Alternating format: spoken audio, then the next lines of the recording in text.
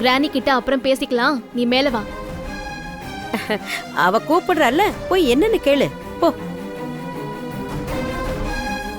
போ. அப்பா, தப்பிச்சோம்.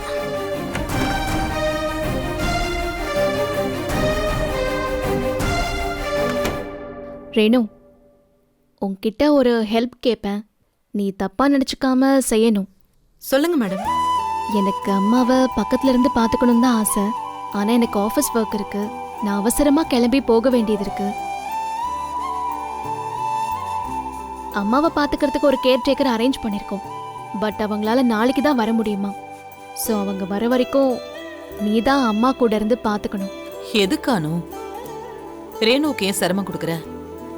அதான் அம்மா இருக்காங்கல்ல, அவங்க பாத்துப்பாங்க. ஐயோ மேடம், இதுல என்ன மேடம் சிரமம் இருக்கு? மேடம், நான் மேடமை பாத்துக்கிறேன். நீங்க ஆபீஸ்க்கு கிளம்பி போயிட்டு வாங்க. அம்மா சொல்ற மாதிரி பாட்டி அம்மாவை பாத்துப்பாங்க தான். பட் அவங்களுக்கும் ஏஜ் ஆச்சுல்ல, வேளா வேலைக்கு மருந்து மாத்திரெல்லாம் எடுத்து கொடுக்கணும். அப்புறம் அம்மாவுக்கு ஜூஸ் போட்டு கொடுக்கணும், கஞ்சி வச்சு கொடுக்கணும். அதனால கேர்டேக்கர் வர வரைக்கும் நீ கொஞ்சம் அம்மாவை பாத்துக்கோறேனும். கேர்டேக்கரே வேண்டாம் மேடம். மேடம் குணமாகி எந்திரிக்கிற வரைக்கும் நானே அவங்கள கூட இருந்து பாத்துக்கிறேன். ஐயோ, அதெல்லாம் வேணாம் ரேணு, இன்னைக்கு ஒரு நாள் பாத்துக்கிட்டா போதும்.